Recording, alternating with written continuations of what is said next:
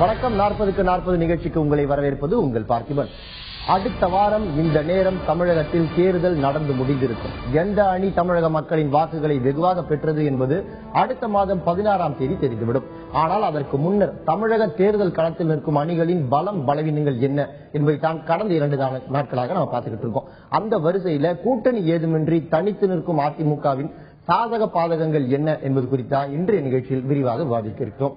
இதில் பங்கேற்று தமது கருத்துக்களை தெரிவிப்பதற்காக அதிமுகவின் தலைமை கழக பேச்சாளர் திரு ஆவடிக்குமார், அரசியல் விமர்சகர் திரு ராமு மணிவண்ணன் ஆகியோர் நமது அரங்கத்திற்கு வந்திருக்கின்றனர். அவர்களோடு பேசுவதற்கு முன் இன்றைய அரசியல் அரங்கில் அரங்கேறிய சில முக்கியமான நிகழ்வுகளை சுருக்கமா பார்ப்போம்.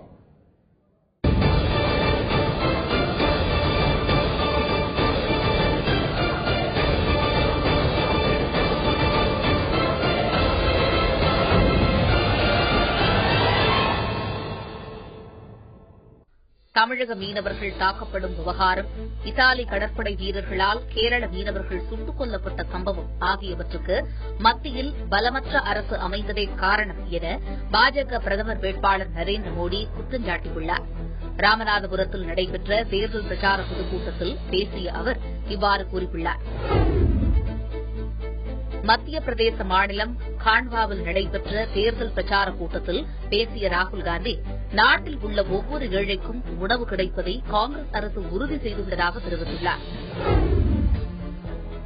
குஜராத் மாநிலத்துடன் ஒப்பிடுகையில் தமிழகத்தில் பல்வேறு வளர்ச்சித் திட்டங்கள் செயல்படுத்தப்பட்டுள்ளதாக முதலமைச்சர் ஜெயலலிதா தெரிவித்துள்ளார். கிருஷ்ணகிரியில் நடைபெற்ற தேர்தல் பிரச்சார பொதுக்கூட்டத்தில் பேசிய அவர், குஜராத்தின் வளர்ச்சி என்பது மாயை என்று கூறினார். பாஜக பிரதமர் வேட்பாளர் மோடியை என்கவுண்டர் முதலமைச்சர் என்று மத்திய நிதியமைச்சர் ப. சிதம்பரம் குற்றம் சாட்டியுள்ளார். சென்னை விமான நிலையத்தில் செய்தியாளர்களிடம் பேசிய அவர் இதனை கூறியுள்ளார். முக்கியமான அரசியல் செய்திகளை சுருக்கமா பார்த்தோம். அடுத்த இன்னைக்கு நிகழ்ச்சியில நம்ம பார்க்க போறது அதிமுகவுடைய சாதக பாதகங்கள் என்ன.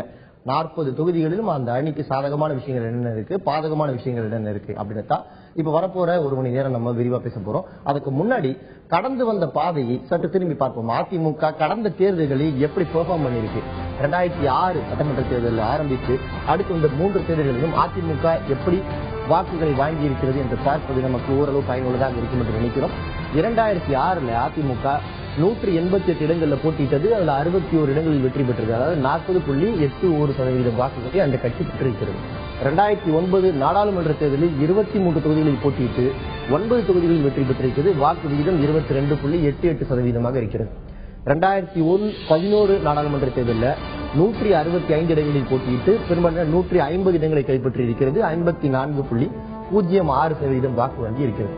இப்போ இந்த வாக்கு வங்கிகளை வைத்துக் கொண்டு 2014 இந்த கட்சி எவ்வளவு வாங்கும் என்று நிச்சயமாக நம்மால் கணிக்க முடியாது. இருந்தாலும் கடந்து வந்த பாதையை திரும்பி பார்ப்பது நடந்து போக வேண்டிய பாதைக்கு பெரிதும் உதவியாக இருக்கும் என்ற அடிப்படையில நம்ம இதை பார்க்கிறோம். இது வெறும் அதிமுகவுடைய பலமாக மட்டுமே நாம் எடுத்துக்கொள்ள முடியாது. 2006 அந்த கட்சி கூட இருந்த மதிமுக விடுதலை சிறுத்தைகள் அணி கூட இருந்தது. 2009 கூட்டணிகள் இருந்தது. 2011 ஒரு மெகா கூட்டணி இருந்தது, தேமுதிக வளம் இருந்தது. இப்படி அந்த கட்சிகளுடைய கூட்டணிகளுடைய ஒட்டுமொத்த பலம் பலவீனங்கள் எல்லாமே இந்த வாக்கு வங்கியை நிச்சயமாக பாதித்து இருக்கும் என்பது உண்மைதான். இருந்தாலும் இந்த தகவல்கள் நமக்கு ஓரளவுக்கு உபயோகமாக இருக்கும். திரு ஆவடிக்குமாரிடம் நான் ஆரம்பிக்க விரும்புறேன். இப்போ உங்கள் கட்சி கடந்த 3 தேர்தல்களை வாங்கின வாக்கு விகிதத்தை நாம் பார்க்கிறோம். இதுக்கு நிறைய இன்ஃபுளுன்சிங் ஃபேக்டர்ஸ் இருக்கும் என்பது உண்மைதான். இருந்தாலும் இந்த எண்ணிக்கைகளின் அடிப்படையில 2011 இந்த தேர்தலில் நீங்கள் தனித்து சந்திக்கிறீங்க. ஒரு மிகப்பெரிய நம்பிக்கை இருப்பதால் தனித்தே களமிறங்கியிருக்காங்க அதிமுகவோட பொதுச்செயலர் ஜெயலலிதா. அப்படி இருக்கும்பொழுது இந்த முறை தமிழகத்தில் அதிமுகவுக்கு எவ்வளவு வாக்குகள், இந்த வாக்கு சதவிகிதம் இந்த முறை எவ்வளவா இருக்கலாம், அதுக்கான காரணம் என்ன? இந்த 54.6% சட்டமன்ற தேர்தலில் 2011 பெற்ற வாக்குகள். இப்போ இதை விட கூடுதலான வாக்குகள் தான் அனைத்து இந்திய அண்ணா திராவிடம் பெறக்கூடிய வாய்ப்பும் நிலைமையும் இருக்கு. என்ன காரணம்னா, இந்த 2014 தேர்தலுக்கு பிறகு அனைத்து இந்திய அண்ணா திராவிட முன்னேற்ற கழகம் ஆளுகின்ற வாய்ப்பை பெற்றதற்கு பிறகு நாங்கள் இந்த தேர்தல் களத்தில் சொன்ன வாக்குறுதிகளை 90% நிறைவேற்றியிருக்கிறோம். 10% அதற்கான முயற்சியில் ஈடுபட்டிருக்கிறோம். எந்த வாக்குறுதியும் நாங்கள் தேர்தல் நேரத்தில் சொன்னதை தேர்தல் ஆட்சி பொறுப்பை பெற்றதற்கு பிறகு அந்த வாக்குறுதிகளை பற்றி கவலைப்படாமல் ஆட்சி நடத்தவில்லை. அந்த வாக்குறுதிகளின் அடிப்படையில் அதை செயல்படுத்த வேண்டும் என்ற எண்ணத்தால் தான் இந்த ஆட்சியில் ஒவ்வொரு திட்டங்களையும் வகுத்துக் கொண்டிருக்கிறோம். இன்னும் சொல்ல போனால் ஆட்சி பொறுப்பை ஏற்றவுடன் இந்திய அரசியல் வரலாற்றில் எந்த ஆட்சியும் அல்லது எந்த கட்சியும் செய்யாத ஒன்றாக எங்கள் தேர்தல் வாக்குறுதிகளை நிறைவேற்றுவதற்கென்று தமிழ்நாட்டில் ஒரு துறையை உருவாக்கி அதற்கு ஒரு அமைச்சரையும் நியமித்து அந்த துறையை சிறப்பு திட்ட செயலாக்கத்துறை என்பது அனைத்து இந்திய அண்ணா திராவிட முன்னேற்ற கழகம் தேர்தல் நேரத்தில் மக்களிடத்தில் வைத்த வாக்குறுதிகளை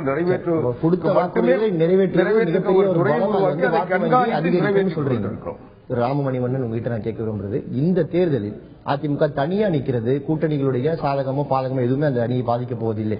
இப்படி இருக்கும்பொழுது அதிமுகவை நேரடியாக பாதிக்கக்கூடிய, அதாவது வெற்றி வாய்ப்பை பாதிக்கக்கூடிய அல்லது வெற்றியை தேடித்தரக்கூடிய விஷயங்கள் என்னென்னலாம் இருக்கும்? மேஜர் ஃபேக்டர்ஸ் என்னன்னு நினைக்கிறேன். குறிப்பா நீங்க 2011 வருட தேர்தல் பார்ப்பதை விட 2009 தேர்தல் பார்க்கணும். நம்ம இதுக்கு 2009 தேர்தலில் 23 தொகுதிகளில் 9 தொகுதிகள் வெற்றி பெற்று 22.88% வாக்குகள் பெற்றிருக்கிறாங்க. அதே நிலையில் இருந்து இன்னொரு ஒரு முக்கியமான ஒரு விஷயம் அந்த நேரத்தில் கூட கூட்டணி இருந்திருக்கு. 2011 வருட தேர்தலில் கூட கூட்டணி இருந்திருக்கு. இதையும் கடந்து பார்க்கணும்னா என்ன பொறுத்தவரையில நீங்க எத்தனை சதவீதம் 54% திரும்பவும் பெற முடியுமா என்பதை விட 46 48% வாக்குகள் பெற்றால் கூட இவங்க பெற முடியுமேனால் நிச்சயமாக 30 சீட்டுகளுக்கு மேலாக இவங்களால பெற முடியும். அது ஒரு இந்த சதவீத கணக்குப்படி இந்த 54 ஒரு எண்ணிக்கையை நம்ம தொடர்ந்து பார்க்க கூடாது. அது 54 46 48% வாக்குகள் பெற்றால் கூட குறைந்தது 32 35 உங்களுக்கு தொகுதிகள் வெற்றி பெற முடியும். அது ஒரு புரிதலுக்காக தான் ஒரு நாடாளுமன்றத்திற்கு தகவல்களை கொடுத்தது. ஜஸ்ட் ஒரு புரிதலுக்காக சொல்றது. நம்ம 2009 தான் அதிக வெயிட்டேஜ் கொடுக்க வேண்டியது. ஆமாம். அடுத்தது 2014 பார்க்கும்பொழுது இது கூட்டணி கட்சிகள் இல்லாதது ஒரு 2 விதமா பார்க்கலாம். எப்பொழுதும் ஒரு தனி மனிதன் ஒரு கட்சியை பார்க்கும் பொழுது கூட்டணி இல்லாம போகணும்னு ஒரு கட்சி முடிவு செய்யும் போது அவங்களுடைய ஒரு சக்தியும் வலிமையும் அதனுடைய உள்ளடக்கி தான் அவங்க தீர்மானிக்கிறாங்க. கான்பிடன்ஸ் லெவல் ஆஃப் கான்பிடன்ஸ் அதை நம்ம அங்கீகரிக்க வேண்டும். அதே சமயத்தில் கூட்டணிகள் இல்லாததால் என்னென்ன பாதிப்புகள் ஏற்படக்கூடும், அந்த கூட்டணின்றது ஒரு நட்பு பாராட்டும் ஒரு விஷயம் கூட கிடையாது. ஆனா இந்த தேர்தல் களத்தில் பேசும்பொழுது பலவிதமான களத்தில் இறங்கி பேசக்கூடிய கட்சிகள் நமக்காகவும் நம்முடைய அணிக்காகவும் 2 கட்சிகள் 3 கட்சிகள் பேசும்பொழுது மக்களை அந்த செய்தி எளிமையாக சேர்ந்து நம்ம எதிர்பார்க்காத தளங்களிலும் மக்களிடம் சேர்க்க முடியும். அது இந்த நிலையில ஒரு பலவீனமாக தொடர்ந்து பேசுவோம். நிகழ்ச்சி இன்னும் நிறைய விஷயங்கள் இருக்கின்றன. இப்போ நம்ம பேசுவதை போல அதிமுகவின் உண்மையான பலம் பலவீனம் என்ன, எந்தெந்த விஷயங்கள் அதிமுகவின் பலத்தையும் பலவீனங்களையும் நிர்ணயிக்கின்றன என்பதெல்லாம் தெரிந்து கொள்ளலாம். நாளை நமதே 40 நமதே என்ற முழக்கத்தோடு மக்களவை தேர்தலை எதிர்கொண்டிருக்கும் அதிமுக வாக்காளர்களை கவர மாநில அம்சங்களை மையமாக வைத்து தேசிய அளவிலான தேர்தல் அறிக்கை ஒன்றை தயாரித்திருக்கிறது. அந்த அறிக்கையில் குறிப்பிடப்பட்டுள்ள முக்கிய அம்சங்களை இப்போது பார்க்கலாம். இலங்கை தமிழர் பிரச்சினை. தனி ஈழம் அமைந்திட இலங்கை வாழ் தமிழர்கள் மற்றும் உலகின் பல்வேறு பகுதிகளில் வாழும் இடம்பெயர்ந்த இலங்கை தமிழர்களிடையே பொது வாக்கெடுப்பு நடத்த நடவடிக்கை எடுக்கப்படும். தமிழக மீனவர் நலன். மீனவர்களின் நலன்களை பாதுகாக்கும் வகையில் தேசிய மீனவர் சேமிப்பு மற்றும் நிவாரண திட்டம் சீரமைக்கப்படும். சென்னை, காசிமேடு, கடலூர், புதுச்சேரி, நாகப்பட்டினம், தஞ்சாவூர், புதுக்கோட்டை, ராமநாதபுரம், கன்னியாகுமரி மற்றும் தூத்துக்குடி மாவட்டங்களில் உள்ள மீன்பிடி துறைமுகங்கள் நவீனமயமாக்கப்படும். கச்சத்தீவு மீட்பு. தமிழக மீனவர்களின் நலன்களை பாதுகாக்கும் வகையில் கச்சத்தீவினை திரும்பப் பெறுவதற்கான அனைத்து நடவடிக்கைகளையும் அதிமுக எடுக்கும். சில்லறை வர்த்தகத்தில் அந்நிய முதலீடு. சில்லறை வர்த்தகத்தில் அந்நிய முதலீடு என்ற கொள்கையை அகில இந்திய அளவில் அகற்ற தேவையான நடவடிக்கை எடுக்கப்படும். நதிகள் இணைப்பு தேசியமயமாக்கம். ஆறுகளும் நாட்டுடைமை ஆக்கப்பட வேண்டும். நதிகள் நாட்டுடைமை ஆக்கப்படுவதற்கும் நதிகளை இணைப்பதற்கும் தேவையான நடவடிக்கை எடுக்கப்படும். அதிமுகவின் தேர்தல் அறிக்கையில் இடம்பெற்றிருக்கக்கூடிய முக்கிய அம்சங்கள் என்னென்னு பார்த்தோம். அடுத்ததாக அதிமுக களம் இறக்கியிருக்கக்கூடிய முக்கியமான விஐபிகள், அதாவது ஸ்டார் நட்சத்திர வேட்பாளர்கள் யார் யார், அவர்களுடைய பலம் பலவீனங்கள் என்ன என்று ஒவ்வொன்றாக பார்க்கலாம். அந்த வகையில நம்ம முதல்ல பார்க்க போற நட்சத்திர வேட்பாளர் அதிமுகவின் தம்பிதுரை கரூர் தொகுதியில் களமிறக்கப்பட்டிருக்கிறார். அவருடைய பலம் தலைமையில் பரிபூர்ண ஆதரவு. மீண்டும் அவருக்கு வாய்ப்பு இருக்குது. மொத்தம் 3 பேருக்கு மட்டும் வாய்ப்பு அளிக்கப்பட்டது. அதில் தம்பிதுரையும் முக்கியமானவர். அவருடைய பலம் தலைமையின் பரிபூர்ண ஆதரவு அவருக்கு இருப்பது பலமாக பார்க்கப்படுகிறது. அதிகப்படியான டெல்லி வாசம் அவர் பாராளுமன்றத்தை அதிக நேரம் செலவிடுவதால் டெல்லியிலே அதிகமாக இருப்பதால் தொகுதி பக்கம் அதிகமாக அவரை பார்க்க முடியவில்லை என்ற ஒரு குற்றச்சாட்டு இருக்கிறது. அது அவருடைய பலவீனமாக பார்க்கப்படுகிறது. இப்போ திரு ஆவடிக்குமார் நான் கேட்க விரும்புகிறேன், இந்த பலம் தலைமையுடைய பரிபூர்ண ஆதரவு இருப்பது அவருக்கு ஒரு பலமாக பார்க்கப்படுகிறது. நிறைய பிரச்சாரங்கள் செய்யப்படுகின்றன. தம்பிதுரைக்காக மீண்டும் வாய்ப்பு வழங்கப்பட்டிருக்கிறது. அவர் மீது நம்பிக்கை வைத்து தலைமை வாய்ப்பை வழங்கி இருக்கிறது. ஒரு பலவீனம் சொல்லப்படுது. அவர் டெல்லியில் அதிகமாக இருக்கிறார், தொகுதி பக்கம் அதிகமாக வரதில்லை அப்படின்னு. இது அவருடைய வெற்றி வாய்ப்பை பாதிக்கும்னா எந்த அளவுல பாதிக்கும் நினைக்கிறேன்? இது நீங்க அவர் டெல்லியில அதிகமா வாசம் பண்றாருன்னு சொல்லி ஒரு தோற்றம் உருவாக்கப்பட்டதே இது அரசியல் காரணங்களுக்காக உருவாக்கப்பட்டது.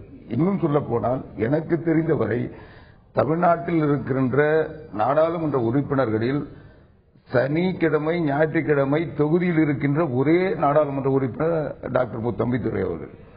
எந்த சூழ்நிலை இருந்தாலும் அந்த 2 நாட்கள் அவர் கரூர் தொகுதியில் தான் இருந்தார். ஆனால் இந்த கரூர் தொகுதி என்பது 3 மாவட்டங்கள் சார்ந்த தொகுதி. விராலிமலை பாத்தீங்கன்னா புதுக்கோட்டை மாவட்டம், வேடச்செந்தூர் அதெல்லாம் பாத்தீங்கன்னா திண்டுக்கல் மாவட்டம், கரூர் கரூர் மாவட்டம். ஆக இந்த 3 மாவட்டங்கள் சார்ந்த ஒரு பரப்பளவில் அதிகமான இடங்கள் மக்கள் தொகையில் குறைவாக இருந்தாலும் பரப்பளவில் அதிகமாக இருக்கின்ற சூழ்நிலையில் அவர் அந்த தொகுதியில் பல பகுதிகளில் போவது இன்னொரு பகுதிக்கு தெரியாமல் போகுது. அதுதான் காரணமே ஒழிய அவருக்கு டெல்லியில் அதிகப்படியான பணிகள் இருப்பதும் உண்மை. ஆனால் அதே நேரம் தொகுதியில் அதிகமாக இருந்த நாடாளுமன்ற உறுப்பினர்கள் தமிழ்நாட்டில் எடுத்து பார்த்தோமையானால் அதிக நேரம் செலவழித்த நாடாளுமன்ற உறுப்பினராகத்தான் அவர் இருப்பார். அது மட்டுமில்லாமல் கட்சியின் சார்பில் நடைபெறுகின்ற கூட்டங்கள் எல்லாவற்றிலும் அவர் தன்னுடைய தொகுதியில் மட்டும்தான் அதிகமாக கலந்துகிட்டு இருக்காரு. எந்த கட்சியினுடைய அதிகாரப்பூர்வமான விழாக்கள் எல்லாம் அந்த தொகுதியில தான் போதுமான அளவுக்கு இருக்கு. அது மட்டும் இல்லாம ஆனா பொதுமக்களுடைய பார்வையை பொறுத்த வரைக்கும் ஒரு நாடாளுமன்ற உறுப்பினர் ஒரு கவுன்சிலர் செய்ய வேலையும் அவர் செய்யணும்னு எதிர்பார்க்கிறாங்க. அவங்க வேறுபடுத்தி பார்க்கின்ற அளவுக்கு தமிழ்நாட்டில் தெளிவு ஏற்படவில்லை. அதனுடைய விளைவுதானே ஒழிய நாடாளுமன்ற உறுப்பினராக அவர் தன்னுடைய கடமைகளை முழுமையாக செய்திருக்கிறார் என்பதுதான் உண்மை. ராமன், இப்போ இந்த உறுப்பினர் பொதுவான ஒரு கேள்வி உங்ககிட்ட நான் கேட்க விரும்புறேன். தேர்தலில் இப்போ நாடாளுமன்ற தேர்தலில் நிறுத்தப்படும் வேட்பாளர்கள் அவருடைய சொந்த செல்வாக்கு எந்த அளவுக்கு வாக்கு வாங்குவதில் இன்ஃபுளுன்ஸ் பண்ணது, இல்ல கட்சியை பார்த்து வாக்களிக்கிறாங்க? தமிழகத்துல இந்த போக்கு எப்படி இருக்கு? ஒரு வேட்பாளரை பார்த்து வாக்களிப்பது அப்படின்றது அதிகமா இருக்கா, இல்ல எந்த வேட்பாளராக இருந்தாலும் இந்த கட்சி நிறுத்திவிட்டால் அந்த வேட்பாளருக்கு ஓட்டு போடுவது அப்படின்ற மனநிலை அதிகமா இருக்கா? நீங்க என்ன நினைக்கிறீங்க? இது ஒரு 2ம் கலந்த ஒரு பார்வையை நம்ம அந்த நிலைப்பாடும் இருக்கு. ஒரு அனுபவம் மிக்க ஒரு வேட்பாளர் இந்த ஒரு களத்துல இருக்கிறாருன்னா அவருடைய ஒரு அனுபவம், அவருடைய ஒரு அரசியல் பணி, அதையும் மக்கள் பார்ப்பாங்க. நிச்சயமாக எந்த கட்சியாக இருந்தாலும் அதையும் ஒரு கணக்கில் எடுத்துக்கணும். பிறகு கட்சியின் இன்னும் சொல்லப்போனா நாம தோழர் என்ன நினைப்பாருன்னு தெரியல. நான் சொல்லக்கூடிய என்ன அகில இந்திய அதிமுகவை பொறுத்த வரையில நட்சத்திர வேட்பாளர்களே நான் எப்பயுமே நான் பார்த்ததே கிடையாது. காரணம் அதிமுகவினுடைய ஒரு கட்டமைப்பு, அதனுடைய நிர்வாகம், தலைமை பண்பு எதுவுமே நட்சத்திரம் அங்கீகாரம் பெற்ற வேட்பாளர்களாகவே யாரையுமே நாங்க அங்கீகாரம் கிடையாதுன்னு நினைக்கிறோம். பிறகு அடுத்த நிலை நீங்க ஒரு வேட்பாளரை ஒரு தீர்மானிக்கும் மக்கள் எவ்வாறு தேர்ந்தெடுக்கும் பணின்னு பார்க்கும்போது அந்த தொகுதியினுடைய தேவைகள் என்ன, கடந்த 5 ஆண்டுகளில் தொகுதிக்காக என்ன செய்தார், என்ன செய்யவில்லை, அதையும் நம்ம கணக்கில் எடுத்து பார்க்கும்போது தான் ஒரு முழுமையான ஒரு தீர்வு கிடைக்கும் நினைக்கிறேன். ராமன் சொன்னதை போல அதிமுக பொறுத்த வரைக்கும் நட்சத்திர வேட்பாளர் என்பது விரைவிட்டு எண்ணக்கூடியவர்களாக இருக்காங்க. நம்ம கூட இப்ப நட்சத்திர வேட்பாளர் அப்படின்னா மீண்டும் வாய்ப்பு கிடைத்த 3 பேரையும் ஒரு வாரிசு அரசியல்வாதி தான் நட்சத்திர வேட்பாளர்களாக நம்மளுடைய நிகழ்ச்சியில் எடுத்திருக்கோம். அடுத்ததாக மற்றொருவர் மீண்டும் வாய்ப்பு கொடுக்கப்பட்ட டாக்டர் வேணுகோபால் திருவள்ளூர் தொகுதியில் மீண்டும் இருக்கிறார். டாக்டர் வேணுகோபால் கடந்த முறை திருவள்ளூர் தொகுதியில் இருந்து வென்றவர்.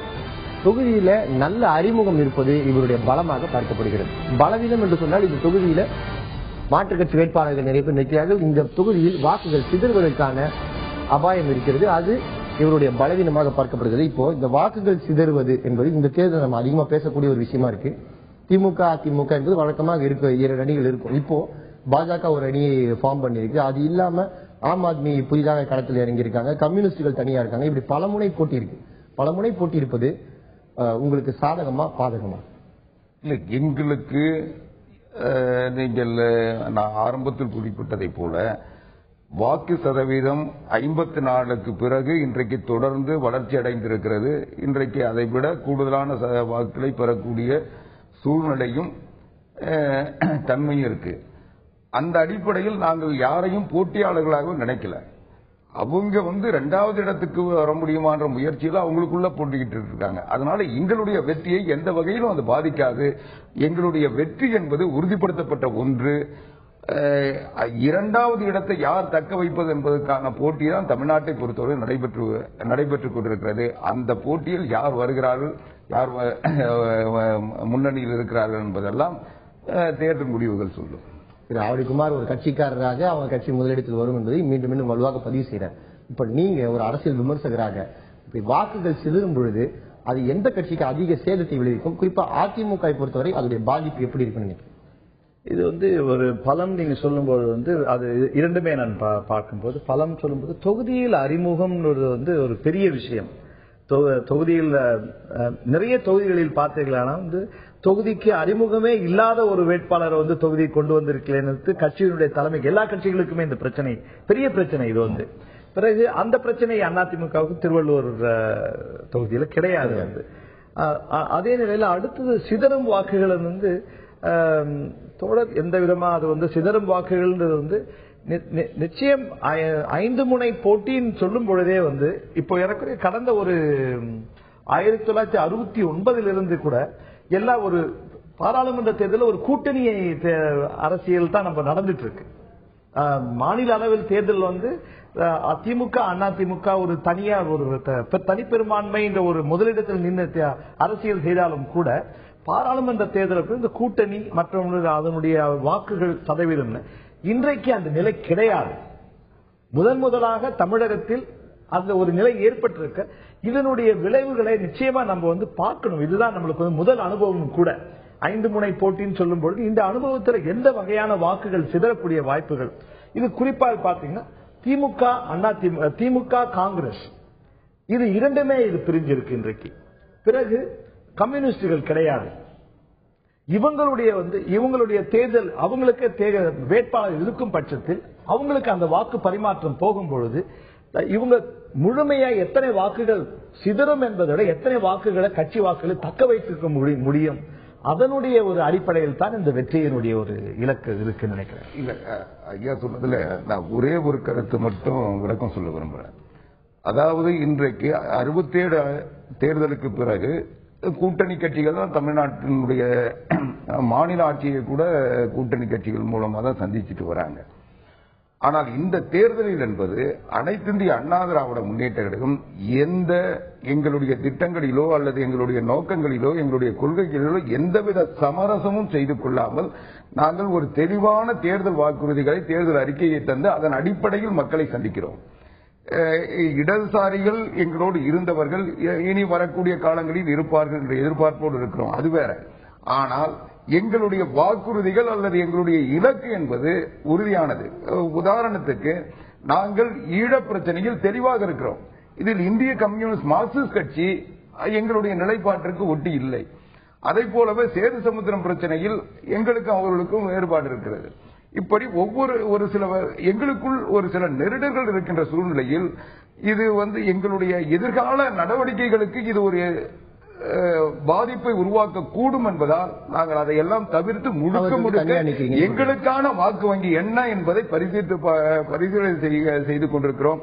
அதில் நாங்கள் வெற்றி பெற்று எங்களுடைய இலக்கை நாங்கள் அடைந்தால் நிறைவேற்றுவோம் அல்லது நாங்கள் அதற்குரிய போராட்டத்தை தொடருவோம். நிச்சயமா இப்போ அதிமுக தனித்து நிற்பதா அதிமுகவுடைய வாக்கு வங்கி என்ன தமிழகத்தில் அப்படின்றது நிச்சயமா நமக்கு தெரிஞ்சிடும். கொள்கையை முன்வைக்கும் போது அது பாராட்டப்பட வேண்டிய ஒரு விஷயமா.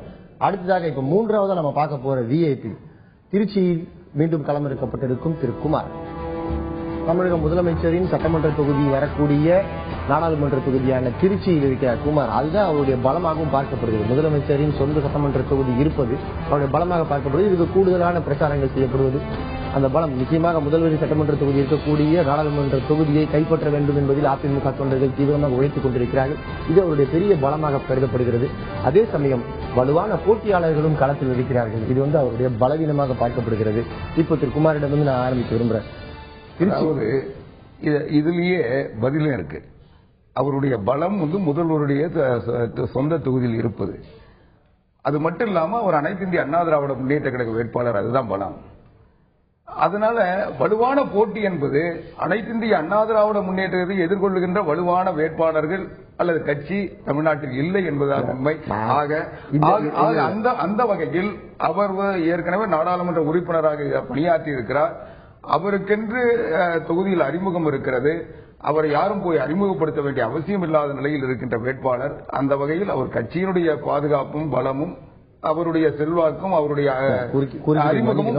நான் இதுல கேள்வியே இன்னும் கேட்கவே இல்லை. என்னுடைய கேள்வி என்ன என்றால், இங்க வலுவான போட்டியாளர் இருக்கும்போது, சாதாரணமான போட்டியாளரை விட சற்று வலுவான போட்டியாளர் இருக்கும்போது வாக்கு சிதறும் விகிதம் சற்று அதிகமாக இருக்கலாம். நாடாளுமன்ற தேர்தலில் பொதுவாகவே ஒரு முதல் வந்தவருக்கும் இரண்டாம் வந்தவருக்குமான வாக்கு வித்தியாசம் என்பது சட்டமன்ற தேர்தல் போல இல்லாம குறைவாகத்தான் இருக்கும். 300 ஓட்டுகள் 400 ஓட்டுகள் வாக்கு வித்தியாசம்லாம் இருந்ததெல்லாம் கூட நம்ம பார்த்திருக்கிறோம்.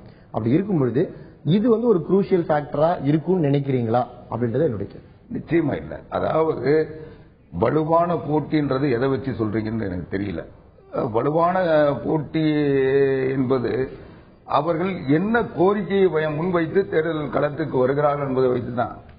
அந்த ஒன்று அவருடைய கட்சியினுடைய வாக்குறுதிகள் இந்த மக்களுக்கும் தமிழ்நாட்டுக்கும் பயன்படக்கூடிய நிலையில் இருக்க வேண்டும், அல்லது அந்த வேட்பாளர் அந்த பகுதியில் தனிப்பட்ட முறையில் செல்வாக்கு பெற்றவராக இருக்க வேண்டும். அப்பொழுதுதான் அந்த வாக்கு வங்கியா மாற்ற முடியும். உங்களுக்கு அது நிச்சயமாக அதிமுக முதலிடத்தில் வாங்கும் அப்படின்றது உங்களுக்கு ஆழமான நம்பிக்கை இருக்குது. திரு ராமமணிவன், நான் இப்ப கேட்டது சாருபாலா தொண்டைமான் காங்கிரஸ் சார்பாக அங்க நிற்கிறார். அதுக்கப்புறமா மார்க்சிஸ்ட் தோழர்களும் இருக்கிறார்கள். இன்னும் தேமுதிக களமிறங்கி இருக்கிறது, விஜயகுமாரி களமிறங்கி இருக்கிறது. இப்படி இருக்கும் பொழுது இந்த வாக்கு விகிதம், குறைவான வாக்கு விகிதங்களில் ஒருத்தர் முந்தி போவதும் ஒருத்தர் பின்தங்கி போவதும் கடந்த காலங்களில் நம்ம பார்த்திருக்கிறோம். அப்படி ஒரு வாய்ப்பு திருச்சியில் அப்படி ஒரு அபாயம் இருக்குதா நீங்க நினைக்கிறீங்களா? இருக்கு, நிச்சயமாக இருக்கும். காரணம் நீங்க திருச்சி தொகுதியை பார்த்தீங்கன்னா காங்கிரஸ்க்கு 2009 பிறகு அதுக்கு முன்னர் 2004 தேர்தல் காங்கிரஸ்க்கு ஓரளவுக்கு வாக்கு வங்கி அங்க இருக்கு. பிறகு திமுகவுக்கும் திருச்சி ஒரு முக்கியமான ஒரு இடம். அவங்க திருச்சின்றது ஒரு முக்கியமான தளம். அவங்களுடைய திருப்புமுனை மாநாடுகள் நடக்கிற இடமா தான் இருக்கு. நிறைய திருப்புமுனை மாநாடுகள் அங்கதான் நடந்துட்டு இருக்கு அவங்களுக்கு. பிறகு அதே சமயத்துல அவங்க 2 பேரும் கூட்டணிகளே கிடையாது. 2004 2009 2 தேர்தலுக்கு பிறகு இப்ப அவங்க கூட்டணி. நீங்க அந்த ஓட்டு முழுமையா உடையும். அந்த உடையும் பட்சத்துல யாருக்கேனும் ஒருத்தருக்கு தான் அதனுடைய வாக்குகள் போகும் அந்த இடத்துல. அதுல இன்னும் சொல்ல போனா நீங்க சொல்ற அதே சாருபாலா தொண்டைமான் தான் கடந்த தேர்தலில் 2 அணியும் சேர்ந்து வேட்பாளர். ஆமா, அதுவும் உண்மை, அதுவும் ஒரு உண்மை. அதே சமயத்துல தேமுதிக வாக்குகள் அந்த இடத்துல எடுத்துக்கிட்டாலும் கம்யூனிஸ்டுகளோட வாக்குகளும் அங்க இருக்கு. இவங்க எல்லாருமே இந்த தேர்தல் இது இன்னொன்னு, இந்த பலமான போட்டியாளர்கள் சொல்லும் பொழுது இந்த பலமான போட்டியாளர்கள் அஇஅதிமுகவுடைய வேட்பாளரும் ஒரு பலமான போட்டியாளர் தான். ஒரு நெருக்கமான ஒரு போட்டி இருக்குன்றது நம்ம ஏற்றுக்கணும். இதுல ஒரு தன்னிச்சையா முன்னுக்கு செல்ல முடியும்னா தேர்தலே நடத்த தேவையில்லை நமக்கு. குறிப்பாக இந்த தொகுதியை பொறுத்த வரைக்கும் அது கொஞ்சம் வலுவான போட்டி.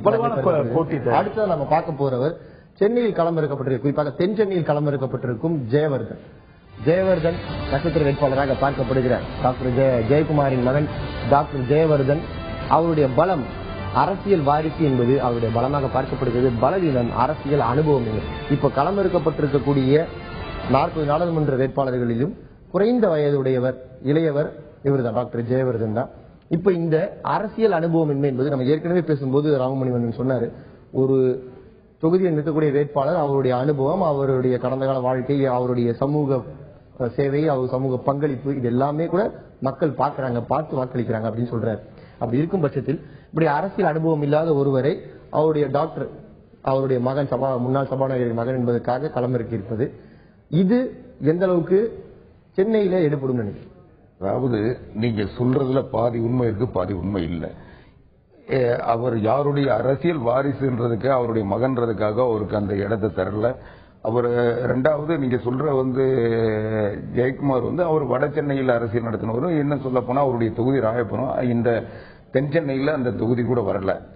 ஆக அவர் நேரடியா அனைத்து இந்திய அண்ணா திராவிட முன்னேற்ற கழகத்தின் ஆட்சி மன்ற குழுவால் முதலமைச்சர் புரட்சித் தலைவி அம்மா அவர்களால் தேர்ந்தெடுக்கப்பட்டு அறிவிக்கப்பட்ட வேட்பாளருடைய ஜெயக்குமாருக்காக அறிவிக்கப்பட்ட வேட்பாளர்ல இன்னும் சொல்ல போனா அவர் இப்போ வந்து வட சென்னையில தேர்தல் பணியாற்றிட்டு இருக்காரு. தென் சென்னையில வந்து அவர் வாக்கு கேட்க கூட வரல.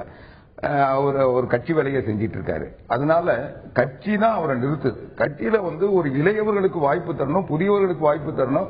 ஒரு படித்தவர், ஒரு மீனவ சமுதாயத்தை சார்ந்த ஒருவர், மீனவர்களுடைய பிரச்சனைகள் இன்றைக்கு தமிழ்நாட்டில் அதிகமாக இருக்கின்ற சூழ்நிலையில் அவர்கள் சார்ந்த ஒரு படித்தவர்,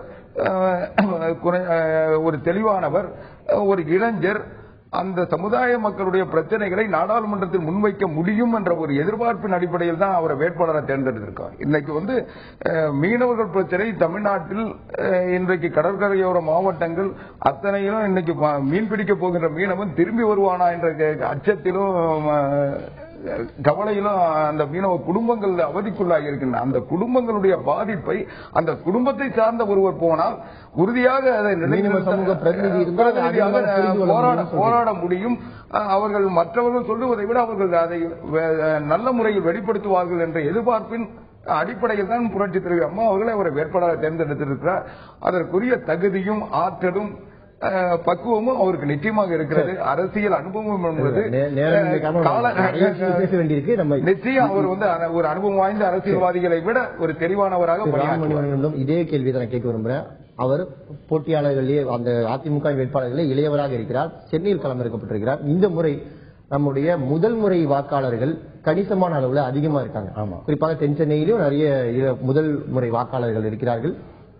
அவர்களுடைய வாக்கு ஜெயவர்தனுக்கு செல்வதற்கான வாய்ப்புகள் எந்த அளவுக்கு? இதுல வந்து நான் முன்பு கூறியதை நீங்க வந்து எடுத்துக்காட்டான சொன்னதுக்கு வந்து நான் ஒரு அனுபவம் என்றது முக்கியம் மற்றும் தொகுதியில் ஆற்றிய பணி அனுபவம், இதை வந்து ஒரு மாற்று கருத்தே கிடையாது. அதே சமயத்தில் கூட வந்து இளைஞர்களுக்கு வந்து இளைஞர்களை முன்னுக்கு அரசியலுக்கு கொண்டு வருவது, அவர்களை பிரதிநிதித்துவம் தேடுவது என்பது ஒரு அரசியல் எல்லா கட்சிகளுக்கும் செய்ய வேண்டிய ஒரு பணி. இளைஞர்கள், பெண்கள், வந்து எல்லா சமூகத்தை சார்ந்தவர்களுக்கும் வந்து ஒரு பிரதிநிதித்துவம், அதுல ஒரு எனக்கு எந்த விதமான மறுப்பும் கிடையாது, ஒரு மாற்று கருத்து கிடையாது. ஒரு இளைஞர் முன்னெடுத்தும் போது மற்ற இவருடைய ஒரு எதிரில் இருக்கிற வேட்பாளர்கள் அவர்கள் செய்த பணியை வந்து ஒரு விமர்சனத்துக்கு வரும். அதே நம்ம இவருடைய பணிகள், இவருடைய அனுபவம் அல்லது அனுபவம் இன்பை பற்றி விமர்சனத்துக்கு எடுத்து வரும்போது எதிர்கட்சிகளுடைய அவர்களுடைய அனுபவம், அவர்கள் ஆற்றிய பணி, தொகுதியில் செய்த காரியங்கள் என்னென்ன காரியங்கள், தொகுதியின் பிரச்சனைகள் என்ன, இரண்டுமே விவாதத்துக்கு எடுத்து பார்க்கும்போது இளைஞர்கள் வாக்குனும் போது இன்னொரு இளைஞர் நிற்கும் பட்சத்தில் வாக்குகள் போகக்கூடிய வாய்ப்புகள் இருக்கு. அது வந்து முழுமையா இன்னொன்று ஒரு அதிமுகவை பொறுத்தவரை இன்னொரு பிரச்சனை, அதுவும் மீனவ சமூகத்துக்காக இன்றைக்கு வந்து தமிழகத்தில் மத்திய அரசாங்கத்தோட தொடர்ந்து 5 ஆண்டுகளாக தமிழகம் மிகப்பெரிய ஒரு போராட்டத்தை நடத்தி கொண்டிருக்கிறது. அதுதான் அந்த போராட்டத்தில் தமிழக அரசு, அது வந்து அதில் ஒரு மாற்று கருத்தும் கிடையாது. தமிழக அரசு, தமிழக சட்டமன்ற தீர்மானங்கள் எல்லாமே மீனவ சமூகத்தில் எவ்வளவு பாதிப்பு ஏற்பட்டிருக்கு, அதனுடைய சமூகத்துக்கு பிரதிநிதித்துவம் கொடுப்பது, அதற்கான தேடுதல் என்பது வரவேற்கத்தக்க ஒரு விஷயம். இப்ப இந்த நிறைவு பகுதியிலும் நம்ம அதைத்தான் விரிவா பார்க்க இருக்கிறோம். அதிமுக அணியின் பலம், தமிழக முதலமைச்சர் ஜெயலலிதா தான் அந்த அணியுடைய மிக முக்கியமான பலமாக பார்க்கப்படுகிறது. பிற பலங்கள் என்ன அந்த அணிக்கு அப்படின்னு பார்க்கலாம். அதிமுக தனித்து நிற்கிறது. அதிமுகவின் பலம் என்ன என்று பார்த்தால், முதல் பலம் அந்த கட்சியின் பொதுச் செயலாளர் தமிழக முதலமைச்சர் ஜெயலலிதா. அடுத்தது 3 ஆண்டுகள் ஆட்சியில் இருந்தாலும் பெரிய அதிருப்தி மக்களிடம் எதுவும் இல்லை. இதுவும் அதிமுகவுடைய பலமாக பார்க்கப்படுகிறது. எதிர்ப்பு ஓட்டுகள் பிளவுபடுவது, அரசுக்கு எதிரான ஓட்டுகள் பிளவுபடுவதும் இந்த அதிமுகவுடைய பலமாக பார்க்கப்படுது. இப்போ சில பலவீனங்களும் இருக்கின்றன. அதிமுக வேட்பாளர்கள் சந்திக்கக்கூடிய பலவீனங்கள் என்னென்ன, அதிமுகவுடைய பலவீனம் என்ன என்று ஒவ்வொன்றாக பார்த்தால், நிறைய வேட்பாளர்கள் தொகுதிக்கு அறிமுகம் இல்லாத வேட்பாளர்களாக இருக்கிறார்கள், புதுமுக வேட்பாளர்களாக இருக்கிறார்கள். இது ஒரு பலவீனமாக சொல்லப்படுகிறது. நாம் ஏற்கனவே நிகழ்ச்சியில் பார்த்தது போல மிக குறைந்த நட்சத்திர வேட்பாளர்கள் தான் இதில் இருக்கிறார்கள். அறிமுக வேட்பாளர்கள் தான் அதிகம். அதனால அவர்களின் தொகுதிக்கு தெரியவில்லை என்று சொல்கிறார்கள். இரண்டாவதாக நட்சத்திர பேச்சாளர்கள் இல்லாது, முதலமைச்சர் ஜெயலலிதா ஹெலிகாப்டரில் பறந்து தமிழகம் முழுவதும் பிரச்சாரம் செய்து கொண்டிருக்கிறார். இருந்தாலும் அவருக்கு அடுத்ததாக சொல்லிக் கொள்ளும்படி பெரிய பேச்சாளர்கள், நட்சத்திர பேச்சாளர்கள் மற்ற அணிகளில் இருப்பதைப் போல திமுகவில் கருணாநிதி பிரச்சாரம் செய்கிறார், ஸ்டாலின் பிரச்சாரம் செய்கிறார், பலர் பிரச்சாரம் செய்து கொண்டிருக்கிறார்கள். அதே போல பாஜக அணியில் தேமுதிக தலைவர் பிரச்சாரம் செய்கிறார், பாமக தலைவர் பிரச்சாரம் செய்கிறார், பாஜக தரப்புல பிரச்சாரம் செய்கிறாங்க. இங்கு முதலமைச்சர் ஜெயலலிதா ஒற்றை ஆளாக பறந்து பிரச்சாரம் செய்து கொண்டிருக்கிறார். நட்சத்திர பேச்சாளர்கள் குறைவாக இருக்கிறார்கள். தீர்க்கப்படாத மின்வெட்டு, இன்னும் இந்த மின்வெட்டு பிரச்சனை தமிழகத்தின் பல பகுதிகளில் இருந்து கொண்டுதான் இருக்கிறது. இதுவும் ஒரு பிரச்சனையாக இருக்கிறது. இப்போ அதிமுகவுடைய பலம் பலவீனங்களாக மக்கள் சொல்லக்கூடிய விஷயங்கள் என்னென்ன அப்படின்றத நம்ம இப்ப பார்த்தோம்.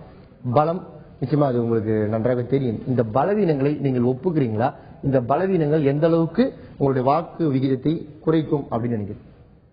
அதாவது அறிமுகம் இல்லாத வேட்பாளர்னு யாரும் இல்லை. அவங்களுக்கு அறிமுகமே அனைத்து இந்திய அண்ணா திராவிட முன்னேற்ற கழகம், அதனுடைய சின்னம் இரட்டை இலை தான் அறிமுகம். அதனால இன்றைக்கு தமிழ்நாட்டை பொறுத்தளவில் அனைத்து இந்திய அண்ணா திராவிட முன்னேற்ற கழகம் வைத்திருக்கின்ற தேர்தல் அறிக்கையும் அந்த அறிக்கையை முன்வைத்து இன்றைக்கு களப்பணியாற்றிக் கொண்டிருக்கின்ற புரட்சித் தலைவி அம்மா அவர்களுடைய அதுதான் எங்களுக்கு வேட்பாளர்களுக்குரிய அறிமுகம். இன்றைக்கு புரட்சித் தலைவி அம்மா அவர்களுடைய வேட்பாளர் அனைத்து இந்திய அண்ணா திராவிட முன்னேற்ற கழக வேட்பாளர் இவர்கள் வெற்றி பெற்றால் தமிழ்நாட்டினுடைய உரிமைகளுக்காக போராடுவார்கள், மீட்டெடுப்பார்கள், தமிழ்நாட்டை காப்பாற்றுவார்கள், தமிழர்களை காப்பாற்றுவார்கள். இன்றைக்கு தமிழ்நாட்டிற்கே உரிய பிரச்சனைகளை இவர்கள் மட்டும்தான் கவனம் செலுத்த முடியும், இவர்கள் மட்டும்தான் அதை அக்கறையோடு அணுகுவார்கள் என்ற நம்பிக்கை மக்களிடத்தில் நாங்கள் ஏற்படுத்தி இருக்கிறோம். அதனால் எங்களுக்கு வேட்பாளர் அறிமுகம் தேவையில்லை, கட்சியினுடைய அறிமுகமும் எங்களுடைய தேர்தல் அறிக்கையினுடைய அறிமுகமும் போதும் என்று கருதுகிறோம். அடுத்தது நட்சத்திர பிரச்சாரம் என்பது நீங்க நட்சத்திர பேச்சாளர் எதை வச்சு சொல்றீங்கன்னு எனக்கு தெரியல. இன்றைக்கு திமுக தலைவர் கருணாநிதியினுடைய பலகீனம் அடுத்த கட்டத்தில் இருக்கின்ற தலைவர்கள் அதுக்கு தேவைப்படுறாங்க. அதனால அவங்க அதை பகிர்ந்துக்கிறாங்களே ஒழிய இவங்க எல்லாரும் சேர்ந்து செய்யற பிரச்சாரத்தை அம்மா ஒருத்தர் செஞ்சிட்டு இருக்காங்க. அது மட்டும் இல்லாமல் தமிழ்நாடு முழுவதும் அனைத்து இந்திய அண்ணா திராவிட முன்னேற்ற கழக பேச்சாளர்களும் அடுத்த கட்ட தலைவர்களும் தங்களுடைய களப்பணியை செய்து கொண்டிருக்கிறார்கள். அது நீங்க தொலைக்காட்சியில ஒரு பெரிய விளம்பரமா இங்க பண்ணலன்றது வேணா குறைபாடா இருக்கும் ஒழிய எங்க கிட்ட தேர்தல் பணியில எந்த சுணக்கமும் இல்லை. எந்தவித அத்தியாவசியமான பிரச்சாரத்தை நாங்கள் சரியாக செய்து கொண்டிருக்கிறோம். அது மற்றவர்கள் பார்வையை ஈர்க்கவில்லை என்பது வேண்டுமானால் நிலைமையாக இருக்கலாமே ஒழிய எங்களுடைய குறைபாடு போயிருக்கலாமே தவிர உண்மையிலே இல்லாமல் இல்லைன்னு சொல்றீங்க. நிச்சயமாக மற்ற கட்சிகளை விட நாங்கள் அதிகமாக உரிய முறையில் பிரச்சாரம் செய்து கொண்டிருக்கிறோம். அடுத்தது மிக குறைந்த நேரம் தான் மின்வெட்டு தான் நான் அவர்கிட்ட கேட்கிறேன். மின்வெட்டு பிரச்சனை இன்னும் ஊரக பகுதிகளில் நிறையவே இருக்கிறது. இது வாக்களிக்கும் பொழுது அந்த மக்கள் இதை மனதில் வைத்து வாக்களிப்பார்கள் நினைக்கிறீங்களா? மின்வெட்டு பிரச்சனைக்கு மின்வெட்டு பிரச்சனை இருப்பது உண்மை, இதுல இல்லைன்னு மறைக்க முடியாது. ஆனா வாக்களிக்கும் சமயத்தில் இது ஒரு பாராளுமன்ற தேர்தல் சொல்லும் பொழுது தமிழகத்தின் இந்த பிரச்சனையை இன்னும் 2 ஆண்டுகள் இந்த கட்சி ஆட்சியில் இருக்கக்கூடிய ஒரு வாய்ப்புகள் இருக்கும் பட்சத்தில் இந்த பிரச்சனைக்கு தீர்வு காணலாம் என்ற ஒரு மற்றும் சட்டமன்ற தேர்தல் கூட இதுல அதுக்கு ஒரு தீர்வு, மக்களே அதுக்கான தீர்வு தேடக்கூடிய இந்த கட்சி அதுக்கான ஒரு தீர்வு தர முடியாத நிலையில் இருந்தால் மக்கள் அதற்கான தீர்வு கொடுக்கக்கூடிய தன்மை இருக்கு. அதே சமயத்தில் இந்த பலம் சொல்ற ஒரு இடத்துல ஒரு சின்ன ஒரு கருத்தை நான் பதிவு செய்ய விரும்புகின்றேன். அது என்னன்னா எல்லாருமே இந்த பலம் சொல்லும் பொழுது அது ஒரு முக்கியமான ஒரு விஷயத்தை இன்றைக்கு தமிழகத்தில் காங்கிரஸ் அப்படியே குறைந்து காணாமல் போய்கிட்டு இருக்கு. பிறகு மிகப்பெரிய ஒரு பின்னடைவு திமுகவுக்கு ஏற்பட்டதுக்கு காரணமே ஈழப்பெற பிரச்சனை 2009 அந்த 2008-9 அந்த காலகட்டத்தில் இருந்தும் பிறகு காங்கிரஸ் தொடர்ந்து 2006 இருந்து இன்றைக்கு வரையில ஈழப்பிரச்சனையில தமிழர்களுக்கு எதிராக ஒரு செயல்பட்ட ஒரு நிலைப்பாட்டினால அதனுடைய அதிமுகவின் ஒரு மிகப்பெரிய ஈழ பிரச்சனையில் மக்களுடைய கோபமும் இந்த நாடாளுமன்ற தேர்தலில் நிச்சயமாக எதிரொலிக்கும். அதை பிரதிபலிக்கல, நீங்க சொன்ன பலம் அதுல அது பிரதிபலிக்கல. திமுக தொடர்பான விஷயங்கள் பேசும்போது அந்த விஷயங்களை நம்ம பேசணும். இப்போ அதிமுக என்பதால் நம்ம அதை அதிகமாக பேசவில்லை. இப்போ அடுத்ததாக நம்ம நிகழ்ச்சி நம்ம பார்க்க போற சுவாரஸ்யமான பகுதி இன்றைய தேர்தல் யூகம் வியூகம் பகுதி.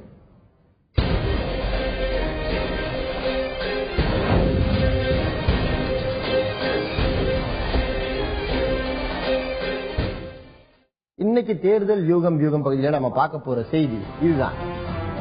இன்னைக்கு நம்ம பார்க்கிற மிக சுவாரஸ்யமான செய்தி, வரிந்து கட்டும் வாரிசு. தடாலடிக்கு பேர் போன சூரிய கட்சியின் மூத்த வாரிசு தாமரைக்கு ஆதரவாக பரப்புரைக்கு தயாராகிறாராம். அவர் ஏற்கனவே சூரிய கட்சிக்குள் இருக்கும் சகோதர யுத்தம் நமக்கு தெரிந்ததுதான். அவர் ஏற்கனவே அந்த கட்சியின் வேட்பாளர்களை 4ஆம் இடத்திற்கு தள்ள தொண்டர்கள் ஒத்துழைப்பு தர வேண்டும் என்று கேட்டுக்கொண்டிருக்கிறார். நிகழ்ச்சிகள் கலந்து கொள்ளும் நிகழ்ச்சிகள்லாம் கேட்டுக்கொண்டிருக்கிறார். இப்பொழுது அடுத்த கட்டத்திற்கு நகர்ந்து தாமரை கட்சியின் வேட்பாளர்களுக்காக பிரச்சாரம் செய்யவும் அவர் தயாராகிவிட்டார் என்பதுதான் புதிய செய்தி. அடுத்ததாக நம்ம பார்க்க போற நம்ம நிகழ்ச்சியில் பார்க்க போறது இறுதியான ஒரு விஷயம். முன்கூட்டியே வேட்பாளர் பட்டியல் வெளியீடு, முன்கூட்டியே பிரச்சாரம் துவக்கம் என அதிரடி காட்டிய அதிமுகவின் பிரச்சார பலமே முதலமைச்சர் ஜெயலலிதா தான். பிரச்சார களத்தில் அவர் முன்னிறுத்தும் அம்சங்கள் என்ன என்பதை இப்போது பார்க்கலாம். உங்களை அன்புடன் கேட்டுக்கொள்கிறேன், வருகின்ற தேர்தலில் நீங்கள் காங்கிரஸ் கட்சிக்கும் வாக்களிக்க கூடாது, பிஜேபிக்கும் வாக்களிக்க கூடாது. காவிரி நதிநீர் பிரச்சனையில் தொடர்ந்து தமிழகத்தை வஞ்சித்த காங்கிரஸ் கட்சியின் வேட்பாளர்களையும் பாரதிய ஜனதா கட்சியின் வேட்பாளர்களையும் இந்த தேர்தலில் அவர்கள் போட்டியிடுகின்ற அனைத்து தொகுதிகளிலும் நீங்கள் டெபாசிட் இழக்க செய்ய வேண்டும் என்று அன்புடன் கேட்டுக்கொள்கிறேன். செய்வீர்களா? நீங்கள் செய்வீர்களா? முதலமைச்சர் ஜெயலலிதாவின் பிரச்சாரத்தை எதை முன்னிறுத்துகிறார் நம்ம பார்த்தோம். அவர்கள் பிரச்சாரத்துல முக்கியமா சொல்லக்கூடிய ஒரு விஷயம் மக்கள் நன்றாக கவனிக்க வேண்டும். உங்களுடைய வாக்குகளை வீணடித்து விடாதீர்கள், சில கட்சிகளுக்கு ஓட்டு போட்டு வாக்குகளை சிதறடித்து விடாதீர்கள் சொல்றாங்க. அப்போ வாக்குகள் சிதறும் அபாயம் இருப்பது அவருக்கு கவலை தரக்கூடிய ஒரு விஷயமாகத்தான் பார்க்கப்படுகிறது. இது நான் ஏற்கனவே கேட்ட கேள்வி. நிகழ்ச்சியோட நிறைவு பகுதிக்கு வந்துட்டோம். வாக்குகள் சிதறும் என்ற பட்சத்தில் அது அதிமுகவுக்கு அதாவது வெற்றி வாய்ப்பை கூட எந்த அளவுக்கு பாதிக்கும் நினைக்கிறேன். இல்ல, வாக்குகளை சிதறடிக்க கூடாது என்று சொல்லுவதற்கு காரணம் நீங்க சொல்றதுல ஒரு பகுதி வேணா உண்மையா இருக்கலாம். ஆனா புரட்சித் தலைவி அம்மா அவர்கள் சொல்றதுக்கு காரணம் இன்றைக்கு இப்ப பாரதிய ஜனதா கட்சி கூட்டணியில மறுமலர்ச்சி திராவிட முன்னேற்ற கழகம் இருக்குன்னு வச்சுங்க, அவங்க ஈழத்தை நாங்கள் பெற்றுத் தருவோம் சொல்லி தேர்தல் வாக்குறுதி தரலாம். ஆனால் அந்த கோரிக்கையை அந்த கூட்டணியுடைய தலைமை அல்லது பிரதமர் வேட்பாளராக இருக்கின்ற நரேந்திர மோடி அதை ஏற்றுக்கொள்ளல. இன்னும் கேட்ட வெங்கைய நாயுடுல இருந்து எல்லாரும் அதை மறுத்திருக்காங்க. இப்படிப்பட்ட சூழ்நிலையில் இவங்க ஈழம் கிடைக்குன்னு சொல்லி அவங்களுக்கு ஓட்டு போட்டாங்கன்னா அது வீணடிக்கின்ற வாக்கா மாறிடும். அவங்களோட கோரிக்கை இவங்களுக்கு அந்த விருப்பம் இருக்கலாம். அவங்க கோரிக்கையை நான் சந்தேகப்படல, அவங்களுடைய நோக்கம் உண்மையானதுதான். ஆனால் அது பலம் தராது. அதுதான் அதனுடைய வெளிப்பாடு. அதை போல எந்த பிரச்சனையாக இருந்தாலும் அந்த சொல்லக்கூடிய கட்சிகள் அந்த செயல்படுத்துகின்ற வாய்ப்பை பெற்றிருக்கின்றனவா என்று யோசித்து வாக்களியுங்கள். தமிழ்நாடு இது போன்ற ஏமாற்றங்களால் பாதிக்கப்பட்டிருக்கிறது. தொடர்ந்து கடந்த நாடாளுமன்ற தேர்தல்களில் தமிழ்நாட்டு மக்கள் இந்த பிரச்சனைகளை அதை செயல்படுத்தக்கூடியவர்கள் தானா என்று சரியாக கணிக்காமல் வாக்களித்த விளைவு முல்லைப்பெரியாறு பிரச்சனை இன்றைக்கு இடதுசாரிகளிலிருந்து நாங்கள் வேறுபட்டதற்கு கூட அதுவும் ஒரு காரணம். முல்லைப்பெரியாறு பிரச்சனையில் இந்த மாநிலம் சார்ந்த முடிவை எடுப்பதற்கு அவர்களுக்கு தயக்கம் இருக்கிறது. இப்போ இறுதியாக முதல் வாக்காளர்கள் பற்றி நம்ம பேசணும். நிகழ்ச்சியோட நிறைய பகுதிக்கு வந்துட்டோம். பெண்கள் கணிசமான அளவில் இருக்கிறார்கள். பெண் வாக்காளர்கள் அதிமுகவுக்கு வாக்களிப்பதற்கான சாத்தியங்கள் எந்த அளவுக்கு இருக்கின்றன? பெண் வாக்காளர்கள் எத்தனை சதவீத வாக்குகள் அதிமுக பக்கம் போகிறதுக்கு வாய்ப்பு இருக்கு நினைக்கிறேன்? இது சதவீதம் என்று சொல்வதை விட பெண் வாக்காளர்கள் குறிப்பாக பெண் வாக்காளர் பெரும்பான்மையாக எந்த கட்சிக்கு வாக்களிப்பாங்கன்னு நினைக்கிறீங்க? ஏன் காரணம்? அதுக்கு அதிமுக இது ஒரே கட்சிக்கும் போக எந்த ஒரு அதிப்பிரதானமா எந்த ஒரு கட்சியும் பெண் வாக்காளர்களுக்கு போடக்கூடிய சூழல் கிடையவே கிடையாதுங்க. பிறகு இன்றைக்கு அதிமுகவுக்கு இருக்கிற அந்த பெண் வாக்காளர்கள் அதுல ஒரு திருத்தம் நிச்சயமா வர வேண்டும். அதிமுக இந்த டாஸ்மார்க் அதுல ஒரு மாற்றம் அதிமுக தெரிவிக்குமே ஆனால் நிச்சயமாக பெண் வாக்காளர்கள் பெருமளவில் அதிமுகவுக்கு ஆதரவளிப்பாங்க. இப்போ தமிழகத்தில் களமிறங்கக்கூடிய அணிகளின் பலம் பலவீனங்கள் என்ன என்பதை கடந்த சில தினங்களாக பார்த்தோம். முதல் பாஜக அணியை பார்த்து அடுத்ததாக திமுக, இப்போது தனித்து நிற்கக்கூடிய அதிமுகவின் பலம் பலவீனம் என்ன என்பதை இன்றைய நிகழ்ச்சியில் பார்த்தோம். இந்த நிகழ்ச்சியில் பங்கேற்று உங்களுடைய கருத்துக்களை ஆழமாகவும் அருமையாகவும் பதிவு செய்வதற்காக திரு ஆவடிக்குமார் அவர்களுக்கும் திரு ராமமணி அவர்களுக்கும் மிக்க நன்றி. நேயர்களே, நாளை மற்றொரு சுவாரஸ்யமான அம்சங்களோடு மீண்டும் சந்திப்போம். நன்றி, வணக்கம்.